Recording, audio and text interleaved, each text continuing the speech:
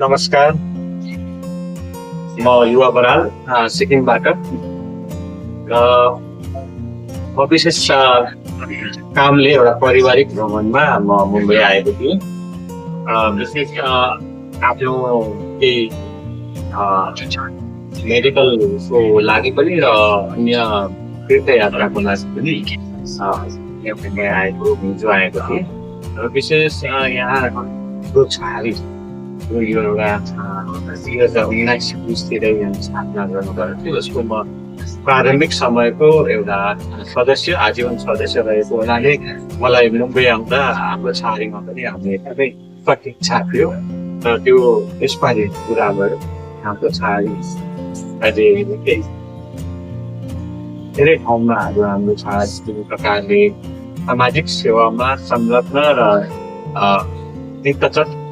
दत्तचित्त रूपले यसको कामहरू गरेर आइरहनु भएको छ। र अहिले भर्खरै हाम्रो छहारीका संस्थापक अध्यक्ष श्री कमल सिंह सरलाई पनि यहाँ भेट्न पाएका, उहाँसँग कुराकानी थियो। र जति पनि यो छहारीमा मुम्बईको यो सुन्दर अपार्टमेन्टमा स्थापित हाम्रो छहारीको यहाँ 11वटा रुम रहेछ र मलाई यहाँ के कसरी चल्दैछ र कसरी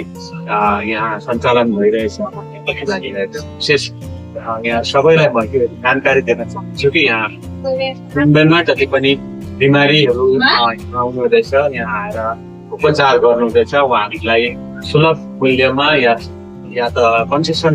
रेटमा बस्नको लागि भनेर हाम्रो यहाँ मुम्बई स्थित सबै यहाँ काम गरिरहनु हुने र यहाँ बसोबास गर्नुहुने हाम्रा नेपाली दाजुभाइहरूले मिलेर एउटा सङ्गठन खोलेर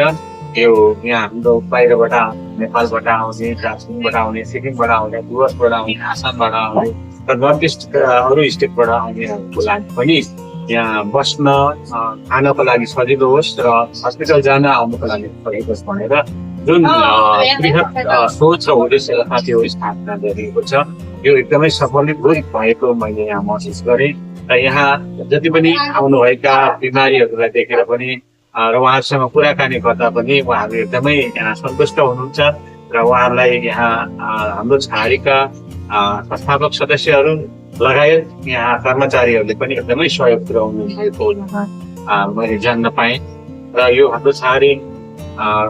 सँग म जोडिनुको लागि चाहिँ विशेष गरेर म हाम्रा आदरणीय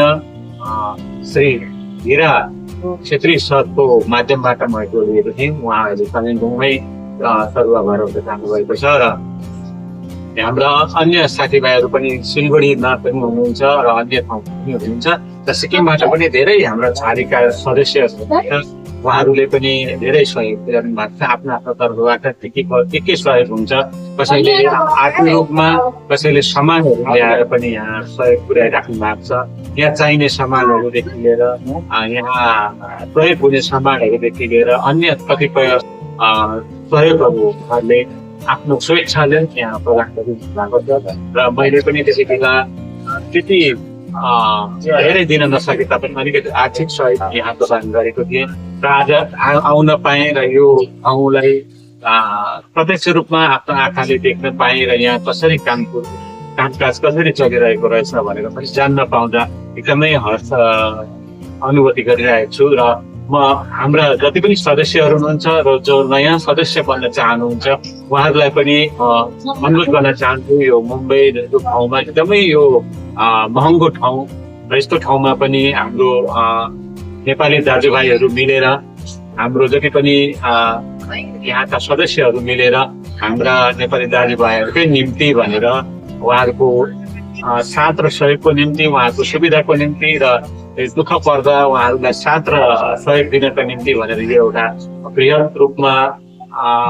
हुन नसके तापनि आफ्नो तर्फबाट जति सक्दो हुन्छ यहाँ एउटा काम गरिराख्नु भएको छ। त्यसको निम्ति सबैलाई म हात जोडेर नम्र निवेदन गर्न चाहन्छु र यहाँ सबैले आफ्नो तर्फबाट केही सहयोग पनि गर्न सक्नुहुनेछ, किनभने यो एउटा फ्ल्याटमा किरायमा लिएको यो फ्ल्याट रहेछ र यसको मासिक जुन यसको रेन्ट रहेछ लगभग 2 लाख रुपियाँ रहेछ र यहाँ आउँदा अब कन्सेसन रेटमै उहाँले लिए तापनि त्यो मन्थली किराय र यहाँका कर्मचारीहरूलाई स्यालेरी दिन निकै गाह्रो परिरहेको कुरा पनि मैले जान्न पाएँ र यसरी नै यहाँ श्री कमल सिंह सरले अर्को कुरा पनि जानकारी गराउनु भयो के भने आगत भविष्यमा चाँडै नै यहाँ मुम्बईमा नवी मुम्बई भन्ने ठाउँमा एउटा जमिन हाम्रो छहारीकै नाममा किन्ने योजना तय गरिसक्नु भएको छ। उहाँबाट जानकारी पाएर पछि गएर यो जमिन पूर्ण रूपले जमिन लिएर यहाँ एउटा गतिलो हाम्रो छहारीको भवनै बनाउने उहाँहरूको योजना भएको रहेछ र यसको निम्ति पनि आउने भविष्यमा यहाँहरूलाई विस्तृत रूपमा उहाँहरूले जानकारी दिनुहुनेछ र हामी सबै लागेर सबैले थोपा थोपा बटुलेर यो मैला भर्ने काम पनि गरौँ र हाम्रो लागि नै उहाँले सोच्नु भएको र हाम्रै सानो सहयोगले उहाँहरूको उद्देश्य पनि पुरा हुने र हाम्रो उद्देश्य पनि पुरा हुने र हाम्रो छहारीको एउटा मुम्बईमा एउटा गतिलो भवन बनिनेछ भन्ने पनि कामना राख्दछु र सबैलाई म यो हाम्रो छहारीमा या त मुम्बई आउँदा तपाईँहरू पनि यहाँ आएर हाम्रो छहारीमा निस्केर यहाँ आफ्नो